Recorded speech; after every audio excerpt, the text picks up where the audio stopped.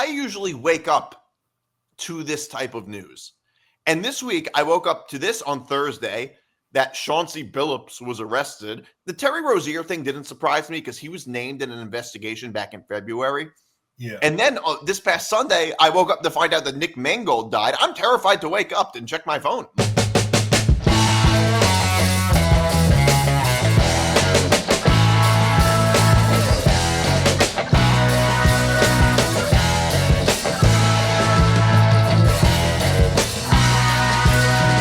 Hey, what's up, everybody? I'm Nick DiMartino. That's Johnny Montalbano. This is another edition of Moving the Goalpost. You can follow us across social media at MTGPETB. You can follow the Empty the Bench Network across social media at ETB Network. You can follow me on Twitter at Nick DiMart, Johnny at Montalbano NY.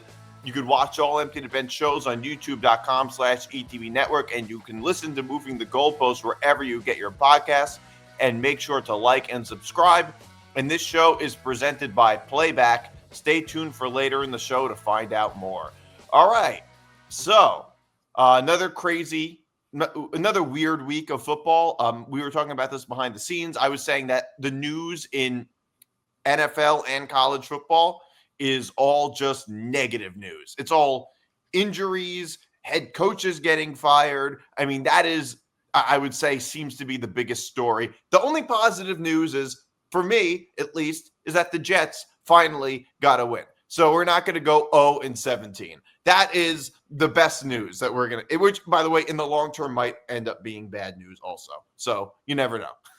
If it's the start of anything special, it is. But quite a crazy day for the Jets there on Sunday. I mean, I know we'll probably touch on this too, but, you find out an hour before the kickoff that Nick Mangold died, which was just unbelievable, especially 2 weeks after we saw that post that came out about him needing that he was in kidney failure or kidney disease at 41 too, no less, which is just like heartbreaking. I mean, I grew up watching him. I mean, I'm not a Jet fan, obviously, but you're a Jet fan. But just finding that out that he died at 41, it just stops you in your tracks. I mean, I'm 35, so you imagine telling me in 6 years I'm going to die because of kidney failure. It's just like, wow, and especially from somebody that you knew growing up, when the Jets last, for a while there in the 2000s into 2010s, Nick Mangold was, the heart and soul of the team. A very valuable center on that offensive line, was a very big contributor to when the Jets made the 2 AFC championship games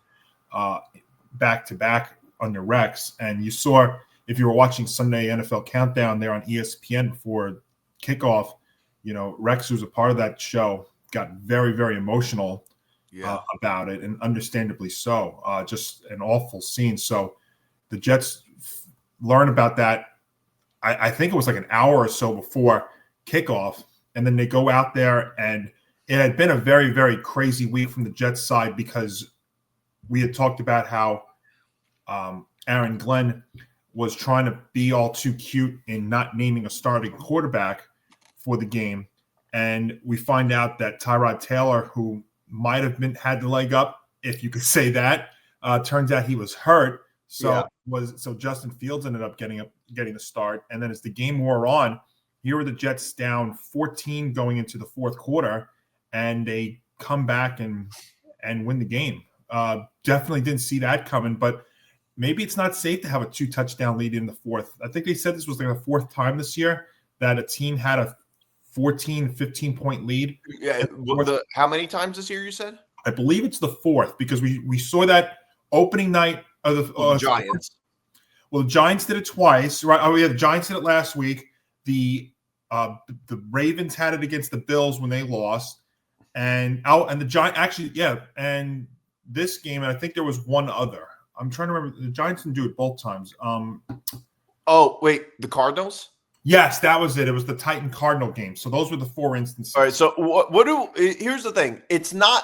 I wouldn't say it's not safe. I would say it's not safe if either your defense is bad, or or in the Cardinals case, if your guy, if your running back drops the ball before the goal line. So I wouldn't say it's unsafe. I think it's just a lot of things kind of just have to go wrong. But what all those teams have in common, outside of maybe the Cardinals, is that they have very bad defenses. Very true. Very true. Um, And that is a killer loss for the Bengals. I know we're going to talk about the Jets, but if you look at the Bengals for a second, that is a killer loss to them, especially when you look at what had happened with the rest of that division. You win that game, you get to 500. You have momentum on your side, and you look with your schedule, you have a really good chance to contend for that division. Now all of a sudden, now you're 3-5, and things are very, very sour. But as far as the Jets go, an emotional day for them. It had been Aaron Glenn's been getting crucified a lot. We talked about after the game too how he thinks some of the criticism was unwarranted, which I think is absolutely silly.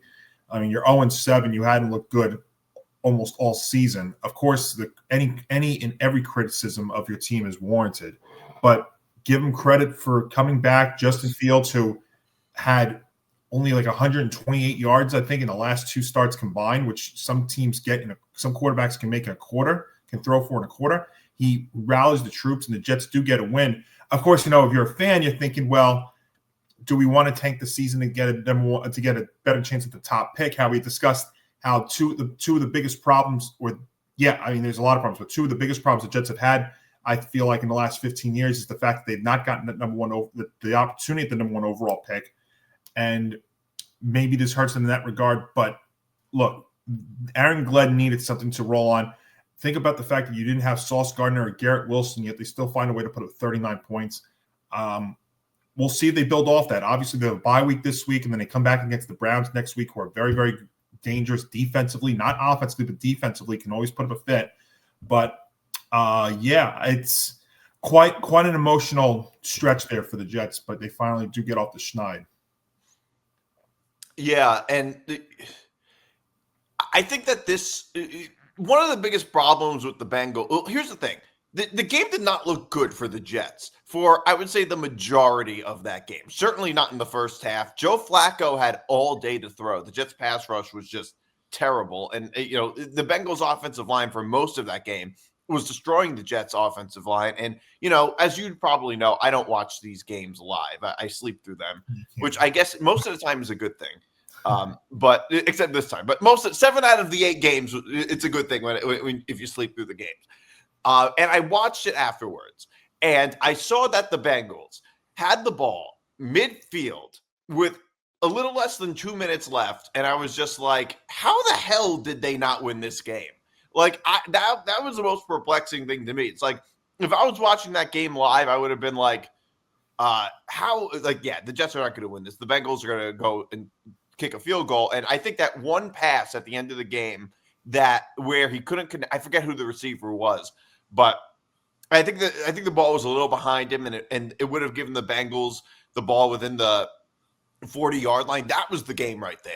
That was the game right there for the Bengals. And that's really what killed him. And the Jets defense, they didn't look great most of the game, but they deserve some credit because they looked pretty good when they really needed to be.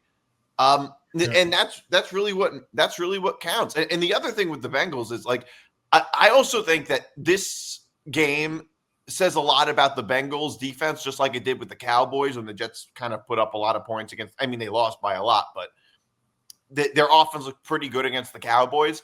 Like, the Bengals are the second worst defense in the NFL. They've got to be. I mean, they just looked terrible.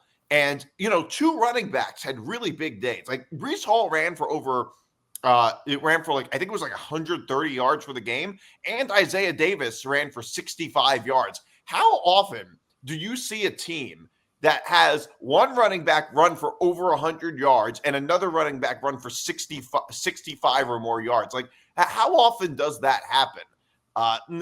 That's, to me, says a lot about the Bengals defense. It does. And also remember Trey Hendrickson, who was hurt, who was on the injury report this past week, ended up playing. He was dealing, I think, with a hip injury, and he ended up coming out of this one and did not return. He re-aggravated it. And that's a big deal for a team that's not good defensively. Your one star player on the defense gets hurt, and that really doesn't help matters too. And we all know about the situation with Hendrickson, how he was a holdout in the offseason. Bengals gave him a 1-year contract. And, with all this talk that we're talking about with the league now, remember the NFL trade deadline is less than a week away. It'll be on Tuesday the 4th.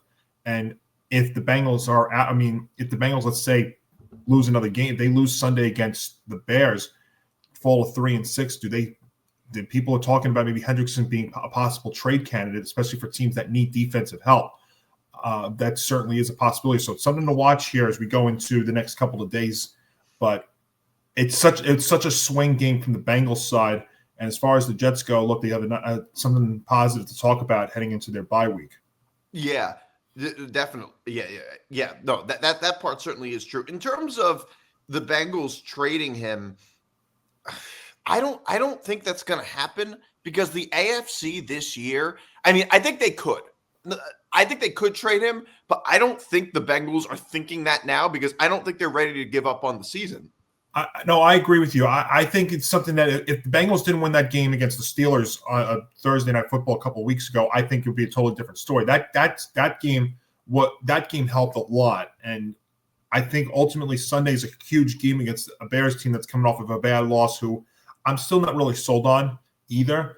And we'll see. Flacco, I know, is a little banged up too, and that's a big deal as well. I mean, if he's not able to, I think he will play, but if he is not able to go there, the mindset there mentally from the Bengals side is a huge blow because who's going to be able to get guys like Jamar and T. Higgins the ball, or Chase Brown, even if they want to use him? You can't trust Jake Browning. So it's just something to keep an eye on for that game on Sunday.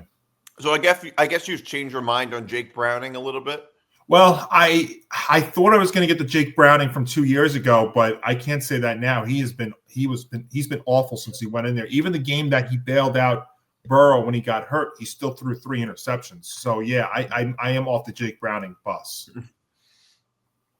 The one thing surprising to me is that the Bengals, I don't know what it is about this division, but I feel like 3 out of these, I don't know what it is with this division, the AFC North, but it's just full of teams that just are so organizationally bad. You have the Browns, you have the Bengals, and, the Steelers, they're just in this sort of, I don't know, eternal purgatory, it seems like.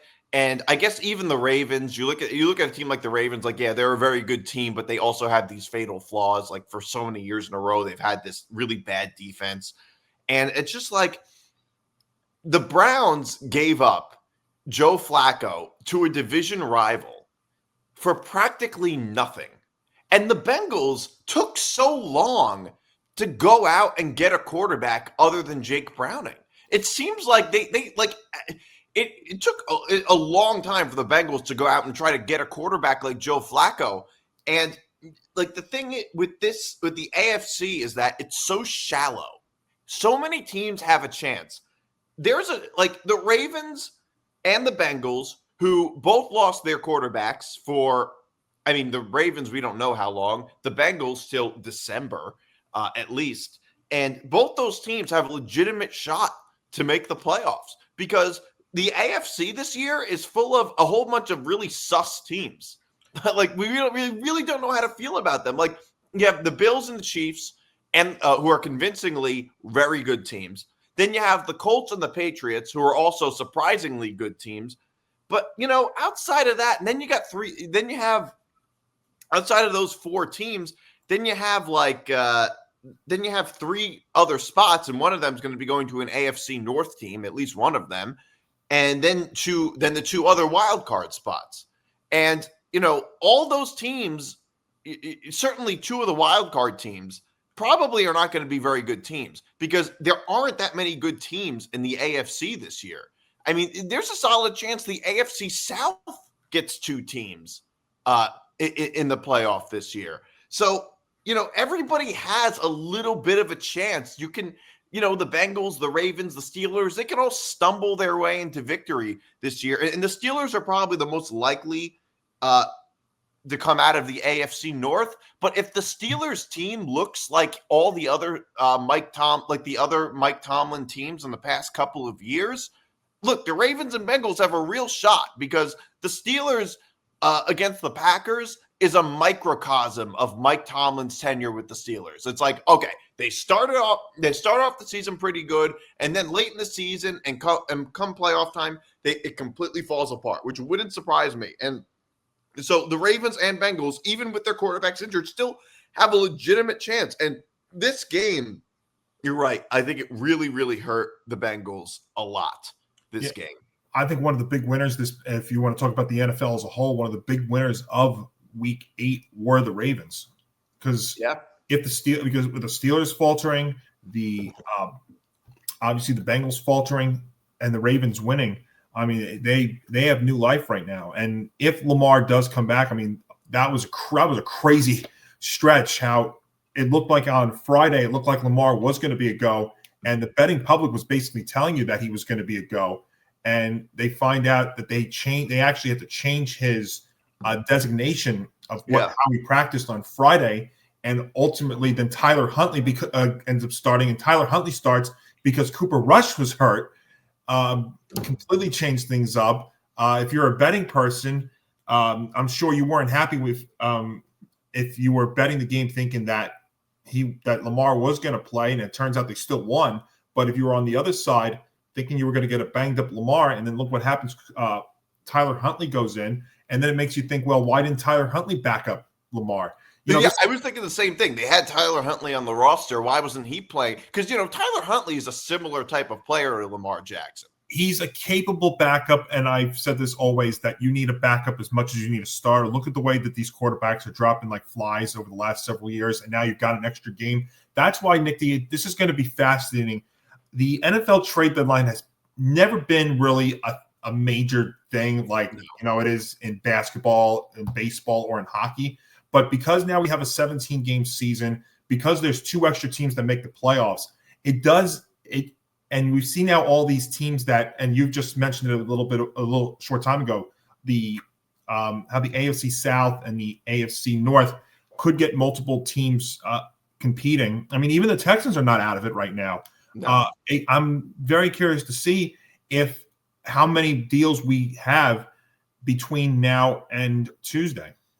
Yeah, but you're talking about how the Ravens are the big winners, and I think they really are. But I also think that the big losers have to be the Bears. I mean, the Bears, they got cooked by a backup quarterback. Like, the Bears are just like, Caleb Williams is an okay player. I think he's talented, but in a weird way, I think Caleb Williams is talented but not capable. Like, you know what I mean? Like, he's a good player with good talent, but I kind of think that just doesn't cut it for quarterbacks. Good test would be Sunday. Go up against that Bengals defense. Can he take advantage of it and put up points on that defense? That game would be a little bit of a higher scoring game on Sunday to watch.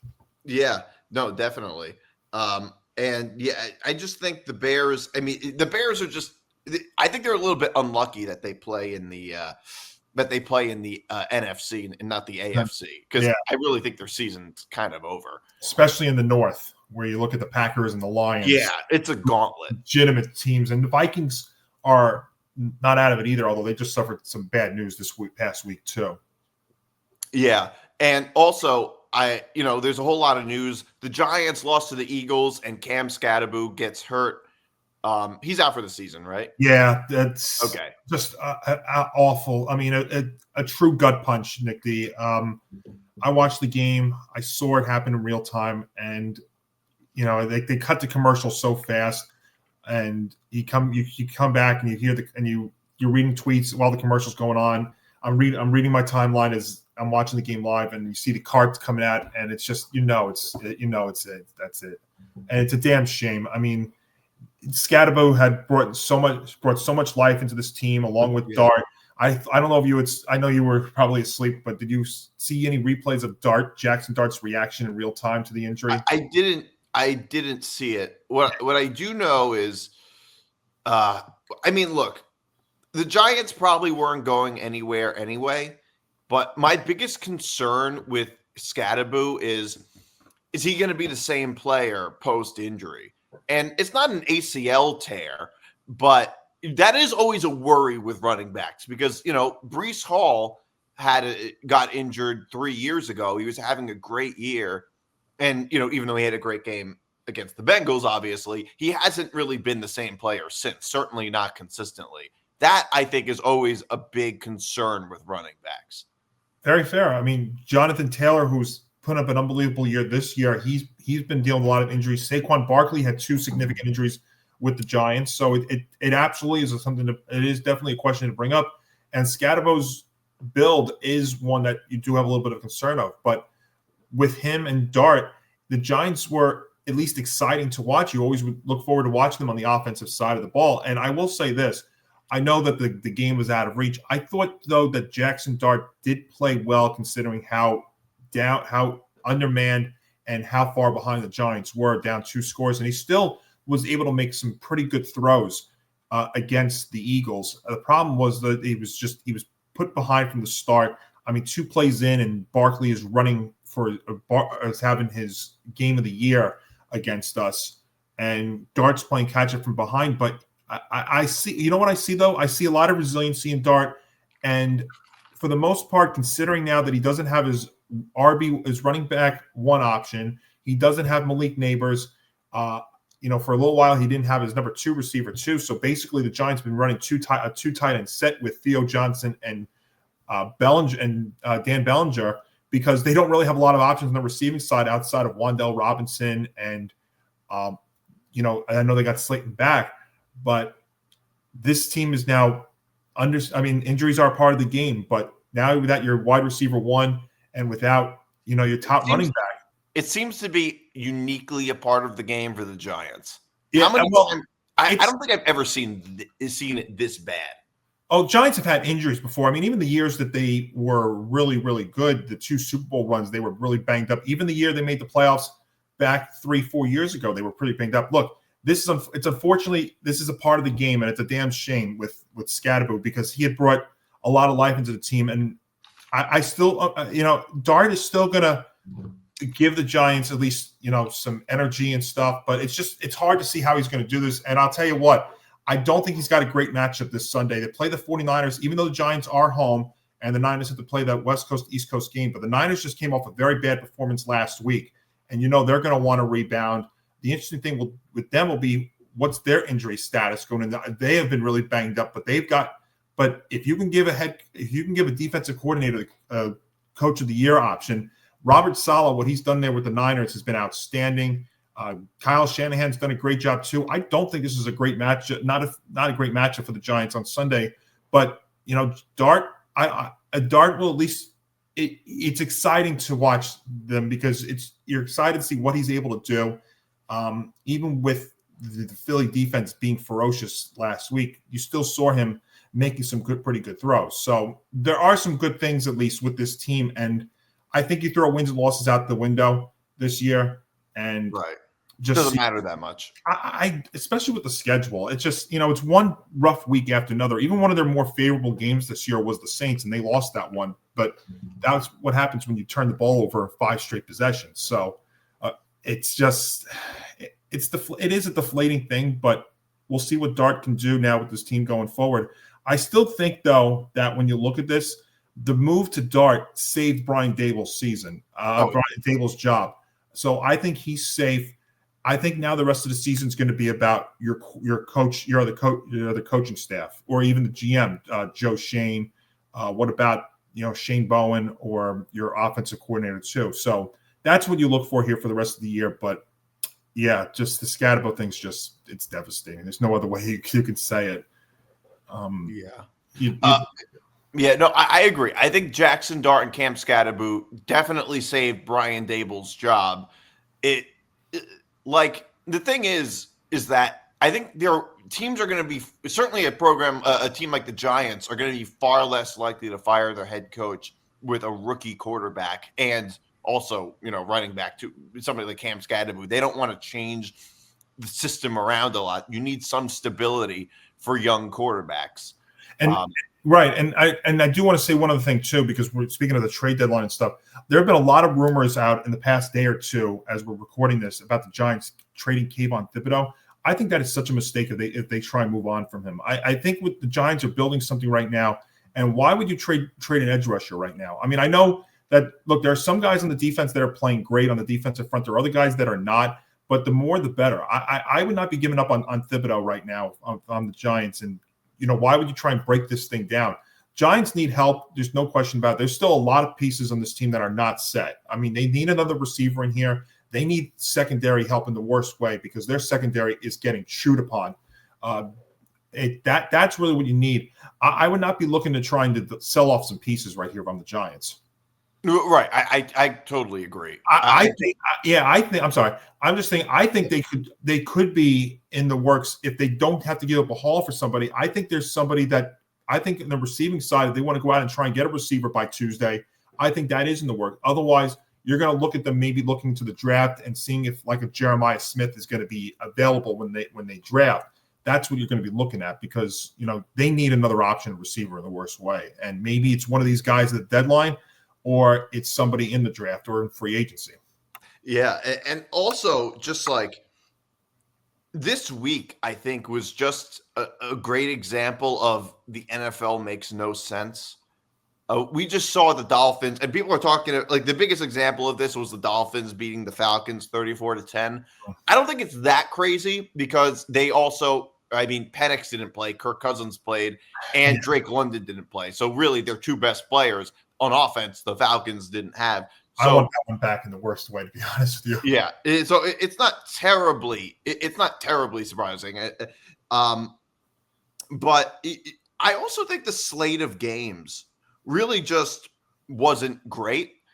I would say, like certainly in the 4:00 window. In the 4:00 window, you had Cowboys Broncos, which I don't like it when the NFL oversaturates the 1:00 mark time slot with with more than double the games in 1:00 than in the 4:00. Usually the reason for that is because the 4:00 games are a little bit better than the 1:00 games. So you need to oversaturate the 1:00 games. So, at least some of the games are good. But the 4:00 window had Colts Titans, Broncos Saints, and Cowboys Broncos.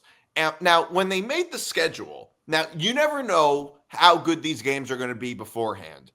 But on paper, when they made this schedule, nobody would have thought Colts-Titans would have been a good game. Going into the season, we would have thought the Colts would be a really bad team. Didn't happen. But okay, they turned into a really good team playing against one of the worst teams in the league.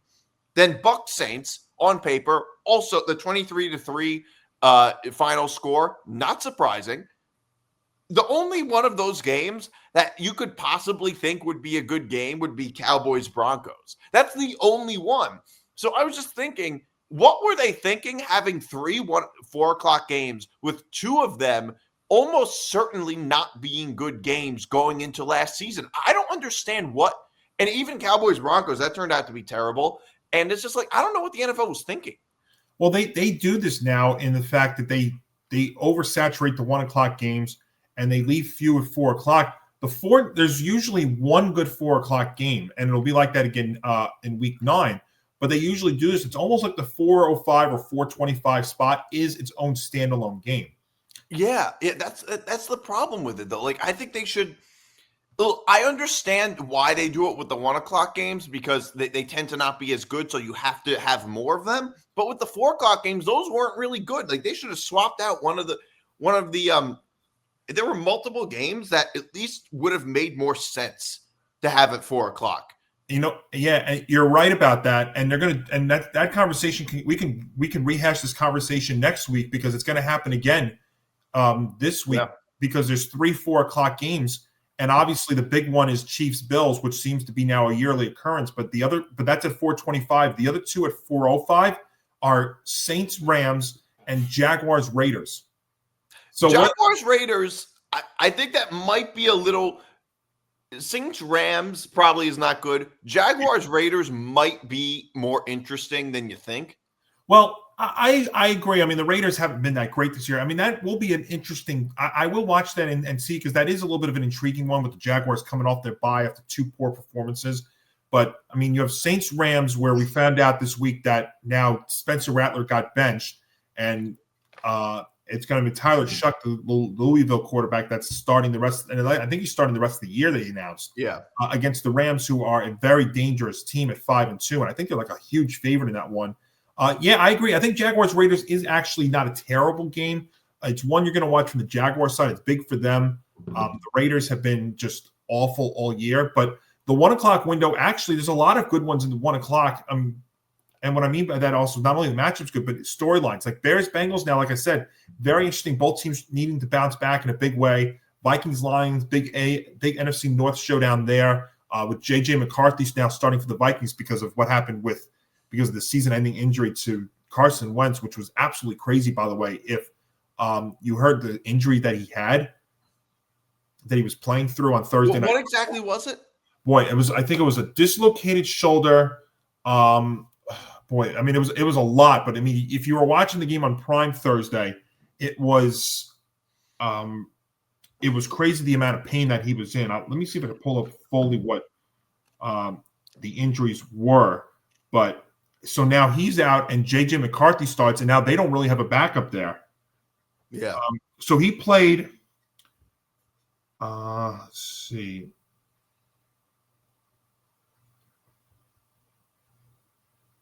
But, okay, here we go. A dislocation that tore his labrum and fractured the socket. It sounds like it hurts. Yeah, and you know what? I feel terrible, and he played through that, but you feel terrible for the guy because he's been on 6 teams in the last 6 years. He started for 6 different teams in the last 6 years. It looked like he was getting a very decent shot to get some starts there with the Vikings, and now he's out. And now the Vikings need a backup quarterback for J.J. McCarthy because the questions are still out about him. But, I mean, you have that. Broncos-Texans now all of a sudden becomes an interesting game, especially now that the Broncos are without Pat Surtain, which is a very big injury for the Broncos defense. So, I mean, he's in some ways, I think he's very underrated because we don't talk about him enough. But Falcons-Patriots is good. 49ers-Giants is intriguing. Colts-Steelers now pretty good. So 1 o'clock window actually is a pretty good slate next week. And let's hope by accident that the outcomes of these games next week are better than the ones that we had here this past week, because there was one-score game in Week 8, and that was Jets-Bengals, which we all predicted was going to be the best game in terms of the score in Week 8.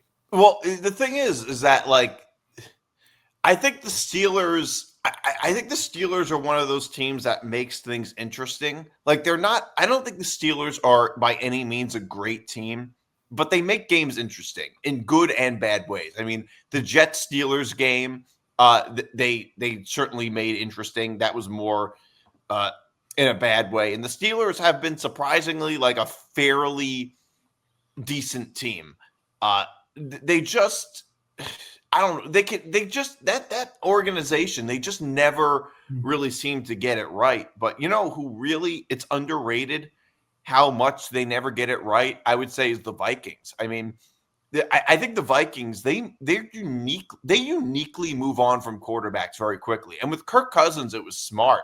But with Sam Darnold, I mean, given their quarterback situation now, they've got to be kicking themselves moving on from Sam Darnold, looking at what he's doing now in Seattle.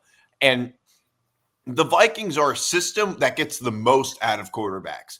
They're not like the Jets or the Browns. And if they had Sam Darnold, they'd be in so much better of a position now. And remember, Daniel Jones was there for half a year too. Didn't start, but maybe no coincidence. Working with Kevin O'Connell, that helped him to be where it is. That Colts Steeler game is going to be good. That's the first, that's the biggest test so far that the Colts have had. But you look at the Colts team. Well, they played the Rams and they lost, but they played the Rams on the road and they came really, really close to winning that game. Fair. Yeah, but now I think you go to Pittsburgh, which is an outdoor environment. That's why I think it is their first real test. And I mean, if you look at the Colts though right now, I mean, you're 7-1. You've got, a real possibility on that team that you have the offensive player of the year, the MVP, the comeback player of the year, and all on that team. It's just amazing. We'll see if they can keep it going. It's a great. If you look at the Colts schedule, I mean, they're 7-1, and they're 7-1, and their one loss was as good of a loss as you're going to get, basically. And so they've set themselves up so perfectly for the future, because if you look at the rest of their schedule, okay, there's 9 games left. you don't even really have to have a winning record for those remaining 9 games. You could just pencil in some losses. I mean, even if you win, okay, let's say the Colts go 5-4 for the remaining 9 games, barely over 500. They're still likely hosting a playoff game. Like that's like even if you're and if you look at all these teams that they're playing, they have a legitimate shot to beat all of. I mean, they're not other than maybe. I mean, the Chiefs are going to be the toughest game that they have to play. You could maybe pencil that in as a loss, but like all these other games, they're not going to win all of them, but they're all winnable. Like they play the 49ers at home. They play the Jaguars twice. And all these games I think are really winnable for the Colts.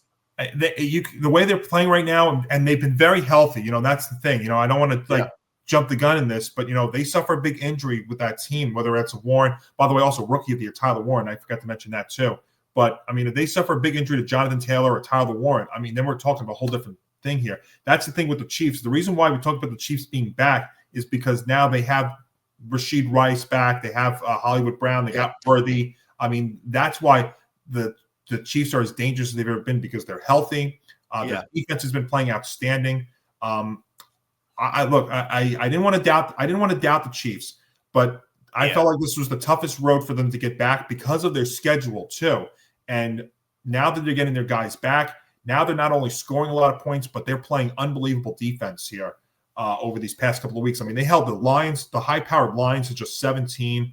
They held the Commanders. I know that it was with Mariota, but the Commanders, they had just the 7.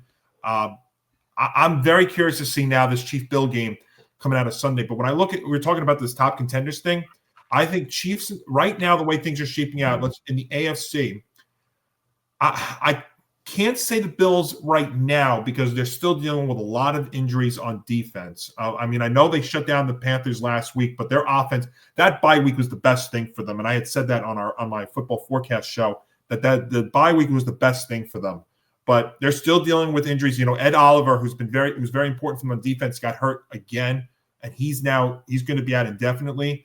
But as long as you have Josh Allen there, do the Bills make a move by next Tuesday's deadline? We'll see. Maybe another receiver in the works there for the Bills. But I think right now, with the way things are looking, if the Patriots don't suffer any key injuries, the Patriots' schedule is so favorable the rest of the way out that I think you have to give them an advantage over the Bills right now in the AFC.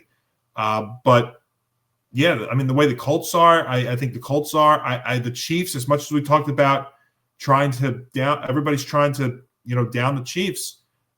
They're as dangerous as they've ever been right now. I mean, this is the best they've looked offensively in years. So they have to be. And then as you go into the NFC, I think the Eagles are starting to find their form now.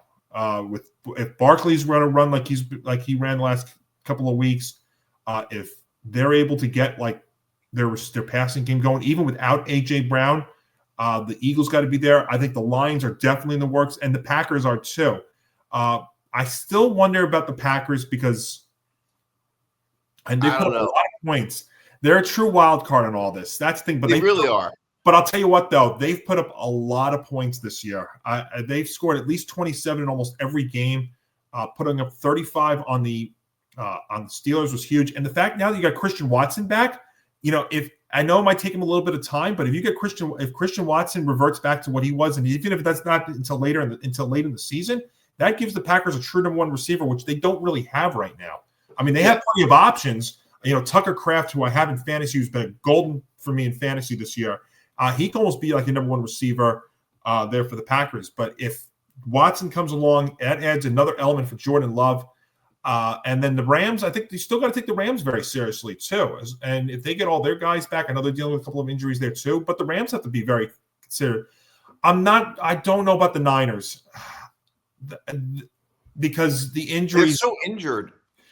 Are the injuries going to catch up? We even saw that. I think they caught up with them against the Texans last week. And the Texans are not a good team. They're average. Not offensively. Defensively, though, they're very dangerous still.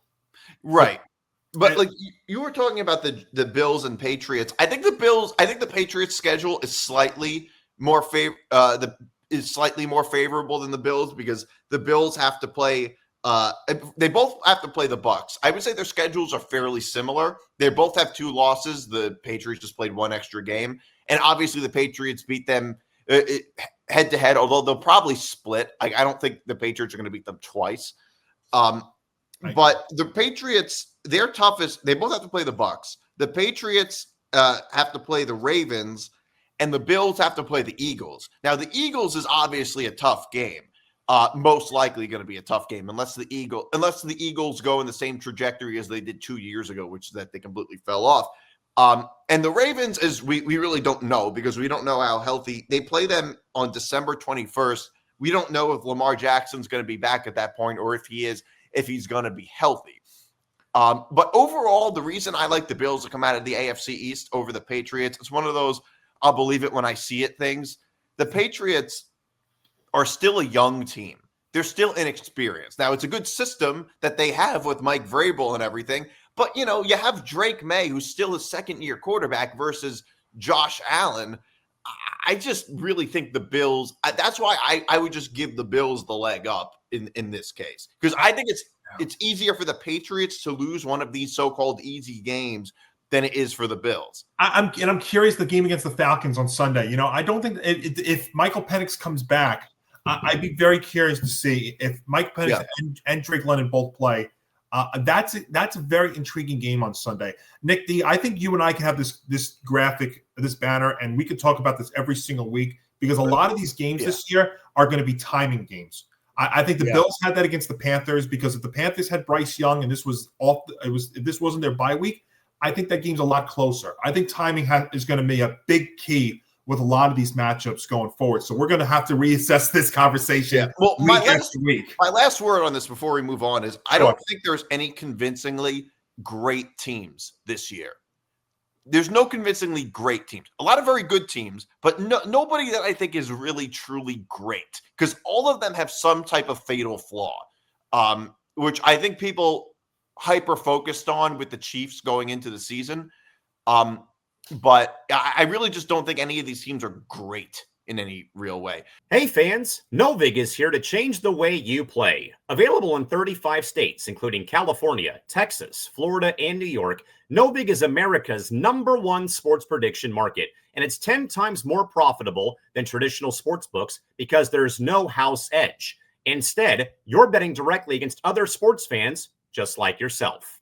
Novig is also the only free exchange, which means you keep every dollar you win, whether you're putting plays down on the NFL, the NBA, the NHL, Major League Baseball, college sports, or even UFC and tennis. Novig gives you the power to pick the best odds, or better yet, set your own.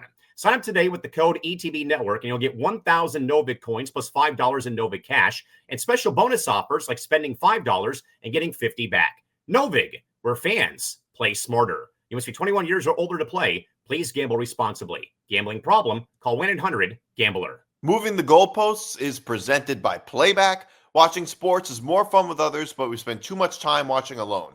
Playback is a virtual space where communities can stream live sports together with everyone perfectly synced up. Creators can hop on stage, deliver their own play-by-play analysis and commentary, and invite viewers up for Q&A. Playback makes watching sports fully interactive and a social experience. From playing fantasy sports, rubbing your favorite players and teams, and watching with the commentators and communities you care about.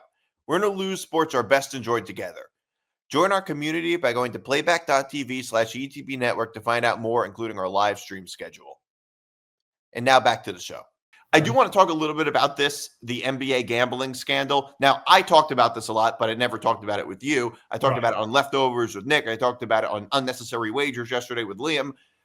This NBA gambling scandal is something it's like something straight out of Ocean's 11 meets your favorite mob movie.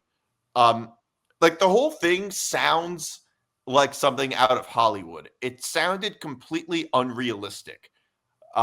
It sounds like it's basically a huge conspiracy theory and sounds like a conspiracy theory that somebody would make up, except it actually happened. And there's a lot of different angles to this story. But, if a head coach in any sport is getting involved with the mob, the actual mob, which I didn't even know existed to this degree, that should terrify you. That should terrify anybody who cares about the integrity of the game. Definitely. I was floored when this came out. What was it, Thursday morning? Yeah, Thursday. Because here's the thing. Can I just get? This week was kind of a crazy week for me because I usually wake up to this type of news, and this week I woke up to this on Thursday that Chauncey Billups was arrested. The Terry Rozier thing didn't surprise me because he was named in an investigation back in February.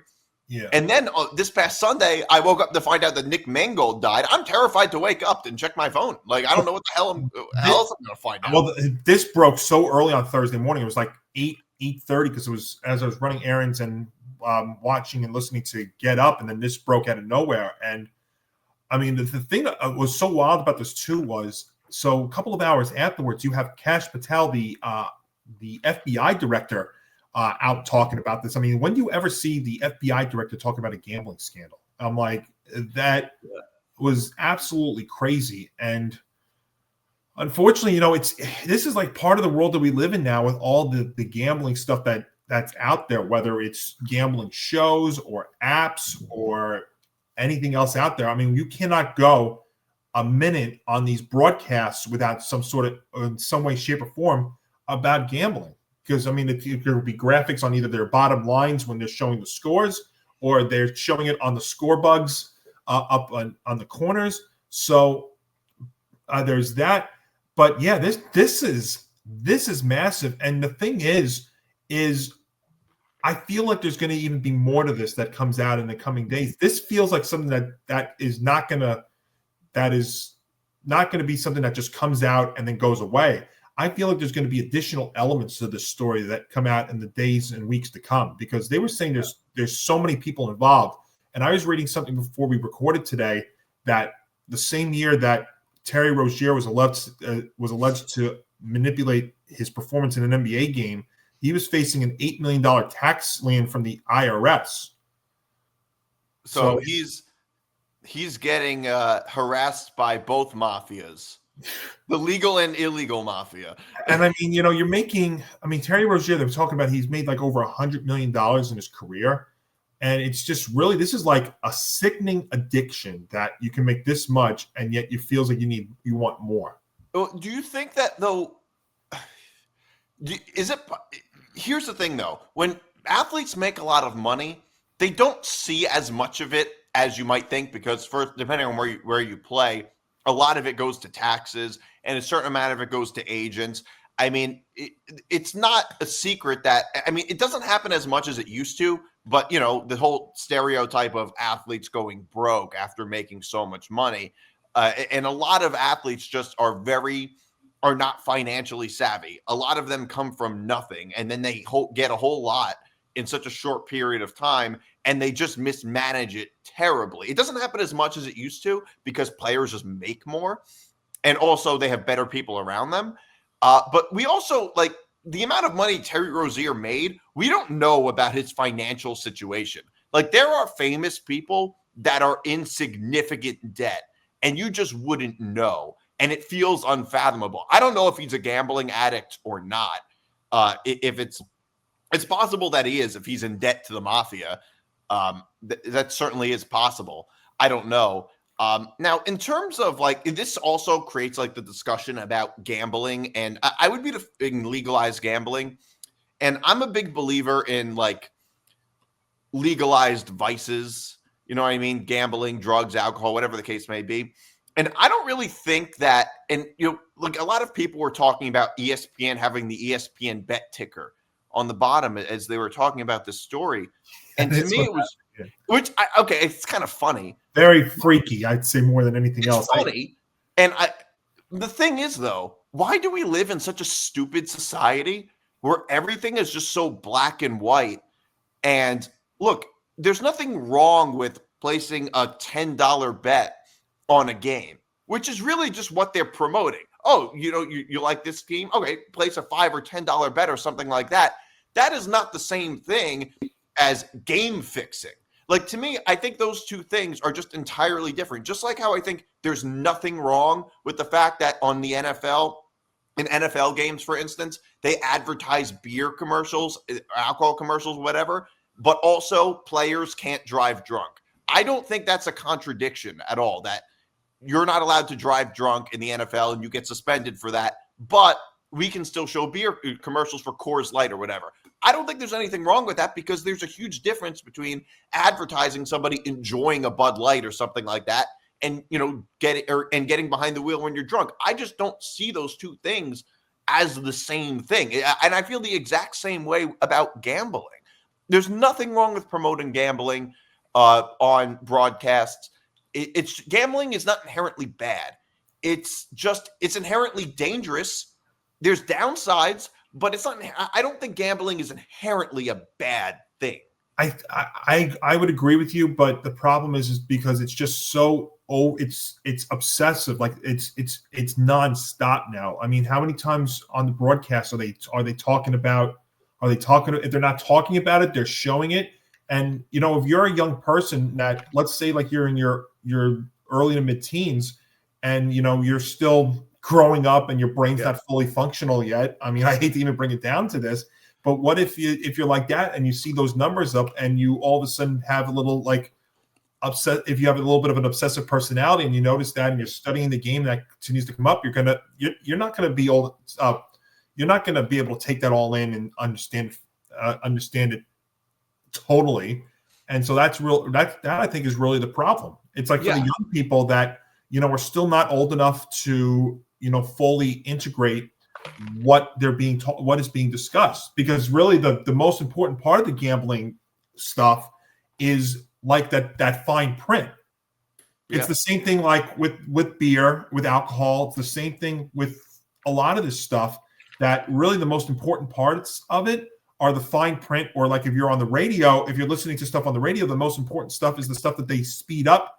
That really is the most important part of it. That, I think, is ultimately the problem. I think it's just the society that we live in, and the fact that you now have channels on radio, you have podcasts that are strictly devoted to just gambling.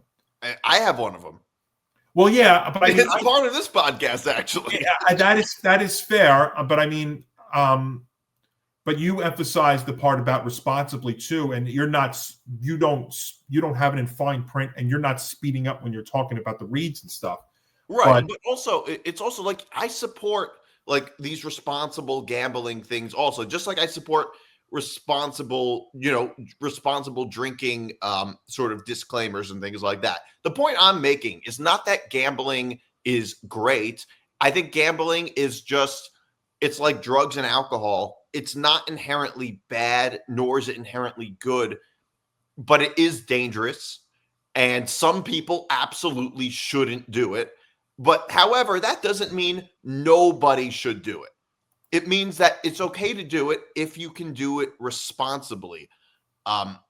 Just like and I just don't like how some of this notion just becomes sort of like black and white. And everything is not so black and white. I think with gambling, there's a whole lot of gray area. I bet on games, but I place $10 bets. It's not life altering. It's not a huge deal if I lose. I just enjoy it, and I have something more, and I enjoy games more when I bet on them because I have a stake in the outcome. That's how I see it, at least. Rozier, by the way, has made $161.7 million in on-court earnings. And that's crazy. I mean, now I'm not surprised it happened with him because he was named in an investigation in February. Oh, that's right. It also is not uncharacteristic of him because even back in his college days, he was involved with some shady shit.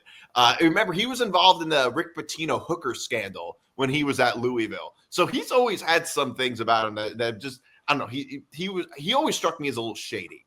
I just wonder like how this thing that came out is going to prevent other things from coming out. I think there's you understand what I'm trying to say? Like, yeah, if there's going to be more of this stuff that comes out, like I think with this story right here, I think there's going to be more. I think we're going to see more names. I totally agree. And my thing is, I think that like when people talk about legalized gambling, I think it's way easier to catch these things when gambling is legal rather than if it's completely underground. Like, what about the thing with Shohei? I mean, it's ironic you were talking about like the World Series in here, but remember that thing with Shohei's interpreter and how baseball tried to sweep that under the rug, But I also think that I don't think Ohtani was betting on baseball, because I think if there was any indication that he was, we would have found out by now. I mean, if there was, because it wasn't just the MLB. Because look, the thing, people are criticizing the NBA for their investigation. And here's the thing, they don't have the resources that the FBI has. The FBI has unlimited resources. The NBA, they can't subpoena you. They can't like force you to testify. There's only so much the NBA or the MLB can do. You can't really compare that to an FBI investigation. That's fair. You're right. I think if there's anybody I feel bad for, it's Adam Silver, because Adam Silver is like, I think Congress is expecting a briefing from him. It's like, imagine if Adam Silver has to testify before Congress. That's the stupidest fucking questions. Don't even get me started with that. It's one of the many reasons why I love doing sports and not talking about the news. Yeah. So news. Yeah. All right. I do want to talk a little bit about college football. Texas survived Mississippi State. Now, I do want to point something out about Texas, and I feel like I'm the only one saying this. Texas has been struggling a lot. And I said on Unnecessary Wagers, I think it was my 4-unit pick. I took Texas -1.5 against Vanderbilt. And the thing with Texas this year, with their struggles, and they're struggling, no question. But it is worth pointing out that they're hardly playing home games. They haven't played a single home game in the SEC. I mean, they played a neutral site game against Oklahoma at Red River. But to me, I think it's worth noting that Texas has not been playing in their own stadium this entire year, which I think has a lot to do with why they're struggling. And if you think I'm wrong about that, well, just look at all these other teams in the SEC on the road. They're not really doing so well. Ole Miss just beat Oklahoma, but, it's tough playing on the road. And I think that might have a lot to do with why Texas has been struggling so much. Yeah, and Arch also, I mean, obviously when you talk Texas, the first person you think of, you bring up is Arch. And because a lot of the quote-unquote experts were thinking that this guy was going to be the next big coming. And you have to remember, he came into the season with just 85 career snaps. So, but you're right, though. The games that Texas has won at home this year have been against much lesser competition. And then now they play Vanderbilt Saturday, which that all depends if Arch plays or not. He's still in concussion protocol. We don't even know. But the interesting thing is I looked at the odds, and I looked at the odds on Sunday night and then on Monday afternoon. And in less than 24 hours, it dropped 2 points. Texas went from 3.5 to 1.5. That is a huge jump in just less than 24 hours. And in college football especially, yeah. But it's funny because we compared it almost to the NFL, and the public was thinking that Lamar was going to be playing against the Bears, because that number late in the week went up went from 5.5 to 7.5, and then once they said that Lamar was out, it dropped down all the way down to 1.5 or 2.5, depending on what book you use. Yeah, that is very, very telling. It's so tough though, because Vanderbilt's one of the best stories in college football this year, and I think you had said it on your show too, and it's a good point. At some point, they're due for a letdown. Yeah, Vandy. Now on the road, it's one thing to do it at home, which is what Vandy's done. They're taking care of business at home, but going to Texas, and if Arch plays, the other thing though too is Texas's defense though I think is going to give Diego Pavia some fits. So that's what's going to be telling. But yeah, the Texas is a true wild card in all of this. I mean, they could be a true wild card in college football as we know it this year, because if you look at them, how they close out the year. Now, after Vanderbilt, they play Georgia, Arkansas, and Texas A&M to close out the year. So real good test there. And the A&M game is home. The Georgia game is at Georgia. So, and like I've told you before, the Bulldogs haven't been themselves this year. I don't think they've been the best version of Georgia this year. I'll tell you what, I think Georgia looks like the exact same team as they were last year. That's what I think. Except last year, the SEC this year is stronger than it was last year. Alabama is way better this year than they were last year. Absolutely. And A&M is much better than they were last year. And I don't know what it was with Texas last year. Texas on paper was a better team than Georgia, but for some reason, Georgia just had their number and they beat them every time. Yeah. So, I just think it's going to be harder for Georgia this year. I mean, I think the team looks similar with just a downgrade at quarterback. Nick D, I actually, and I put this out on Saturday. I was watching the game at my friend's wedding. Yes, we had the phone on. I had my phone on. Fall weddings? What the hell? Well, better Saturday and Sunday. And by the way, congratulations to Beatrice and Chuck on your wedding. Fortunately, the reception was over with, and we were just eating as the game was finishing up, the Alabama-South Carolina game. And by the way, I have another wedding this Saturday. But better Saturday than Sunday if I have to be selfish in weddings, talking about weddings. But by the way, there's your little opener for the show this week.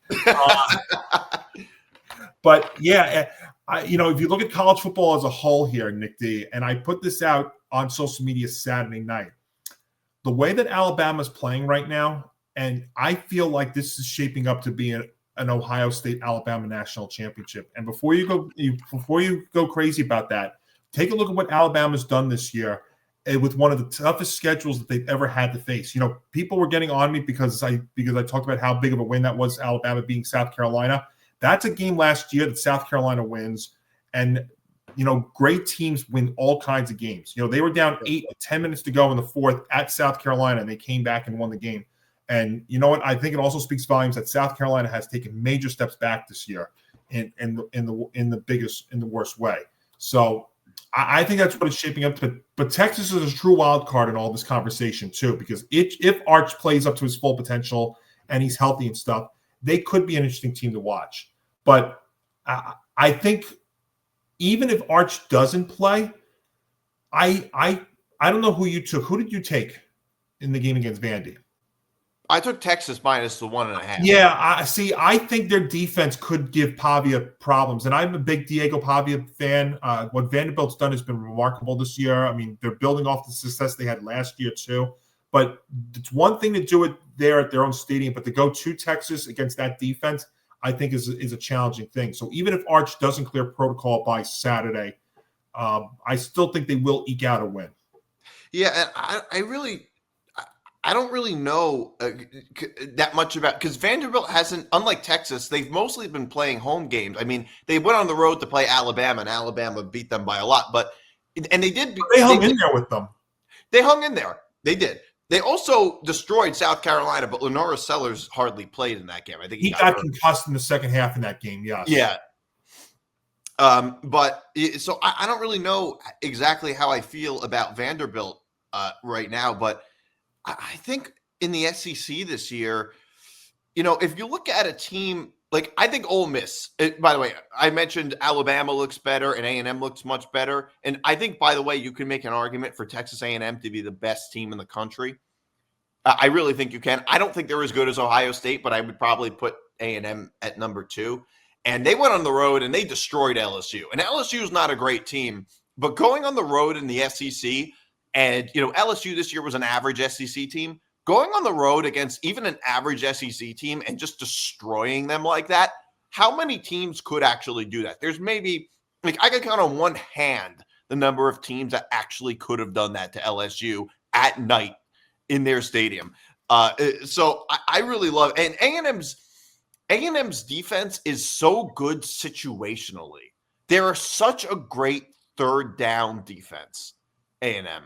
And look, people talk about the SEC and the Big Ten, and we talked about it, and it's just like this year, I think last year you had an argument either way a little bit, but this year, I just think it's so obvious the SEC is not only the better conference in terms of level of play, but also the more entertaining and interesting conference. Oh, totally. Not even a question there. And because, there's a lot of weird sort of conference collectivism in college football, which doesn't even make sense. Like the SEC chants, Big Ten fans are crazy about the Big Ten. Like you don't see that in professional sports. Jet fans aren't all like AFC East. Like it doesn't happen. And two things to wrap up the show here real quick that I know we could talk about as well. In terms of the college football playoff, and I know the first CFP rankings haven't come out yet, But what's going to be that other? What conference is going to be getting the at-large bids and stuff outside of the big ones? It's going to be something to watch. Like, is it going to be the American, or is it going to be somebody else? And then number two, how many more coaches are going to get fired between now and the end of the year, or what happens at the end of the year? Because I still think there are a couple more openings that could open up. Like, we know Brian Kelly was the latest one to get fired Sunday night, but are there going to? I'm sure there's going to be more, but are there going to be like significant ones like Dabo? Is Dabo Sweeney an option? I don't know. And like, because there were rumors that thinking maybe that Dabo would go to LSU, but are there going to be more in this day and age now where we see all these teams? We see a lot of transfer portal stuff, and now we're seeing a lot of coaching firings happen in season, which the most that I can ever remember during a season, which is just absolutely wild. But will there be more? Like, because I think Dabo's in big trouble there. Clemson's completely falling apart. Is he in trouble? Who else there too? I mean, and I'm glad the rumors of Marcus Freeman got shut down quick, because that would have been a disaster. I think, it seems like college teams are just. I guess it seems like they feel the need to make drastic decisions in the middle of the season. I really think that's what it is. And in fairness, part of it is just that drastic things happen to teams in college football a lot more than, say, in the NFL. Like, if a team like the Titans, for instance, they only have one win, or the Jets only have one win, it's not the most shocking thing in the world. But if you look at a team like Oklahoma State, UCLA, Penn State, like the way those seasons went, like I just feel like there's more drastic things that happen in college football. And when you talk about all the buyout money too, like that's the thing. When these coaches get fired in season, what's the first thing we talk about? Buyout. Well, that's not a unique thing. I mean, it's a similar thing in baseball. Like, they do the same, like with guaranteed contracts and all that. Which, they have to have buyouts for these coaches because it protects them. It's like, they have to have that, because in college football, you get fired on a whim, especially at some of these programs. And the thing though with colleges, when the colleges get fired, it's not like in the pro sports, when you make a coaching change, you think it's going to give you a bump. Maybe it could give you a bump during the season or something like that. Right. In college, it's almost like you're giving up on the year. Like when James Franklin got fired, it's like, okay, that's it. Aller is out for the year. Drew is out for the year. We can't overcome this. Let's just cut our losses. Same thing with LSU now. That Brian Kelly just couldn't get him over the hump. Got to cut our losses. So that's why I wouldn't be. I mean, would it really surprise anybody with Clemson and Dabo? Maybe Dabo makes it through the year, but is he? No guarantee he's safe. Watch him get fired before this show airs. Well, because I'm on it again this week. Yes, certainly possible. All right. Thanks for tuning in, everybody. That's our show this week. I'm Nick DiMartino. That's Johnny Montalbano. This was another edition of Moving the Goalpost. See you guys next week. See you next week.